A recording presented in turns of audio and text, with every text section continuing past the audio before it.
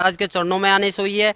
और इसके अलावा किसी भी मुसलमान पंथ या किसी भी मुसलमान प्रवक्ता के पास ऐसा कोई भी मार्ग नहीं है। मैं खुद एक मुसलमान होके आप सभी भाई बहनों को ये बताना चाहता हूँ कि जितना भी मैंने नमाज पढ़े, मुझे पता है नमाज में क्या पढ़े। नियत बांधते हैं उस अल्लाह ताला के बारे में, फिर बोलते हैं सना सुबहानक अल्लाहुम्मा व बिहम्दिका व तबारक अस्मुका।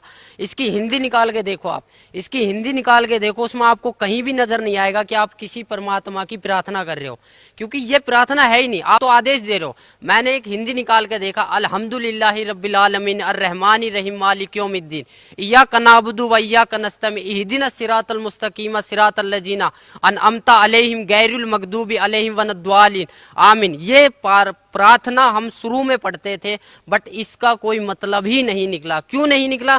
क्योंकि इसमें कोई प्रार्थना की चीज है ही नहीं। हम तो आदेश दे रहे हैं कि ए पैगंबर तू वहां जा, तू फलानी जगह कर, तू ये काम कर, तू ये काम कर। ये तो हम एडवाइस कर रहे हैं, पर हम प्रार्थना, हमें एक प्रार्थना करनी है। हमें नमाज का मतलब समझना है। नमाज चीज क्या है? नमाज का मतलब जो है परमात्मा बताते हैं कि नमाज का मतलब होता है कि अरदास लगाना, अपनी प्रार्थना लगाना, नित्य नियम करना। हमें 5 टाइम की नमाज दी है, फजर, जोहर, असर, मगरिब, ये 5 टाइम की जो नमाज दी है। पर आज लग हमने नमाज कौन सी सच्चे दिल से पढ़ी? कहीं भी हमें इस फजर की नमाज में जकात अलग हो जाती है, सुन्नत अलग हो जाती है, रकात अलग हो जाती है, कुछ भी अलग हो जाता है, पर परमात्मा तो एक है।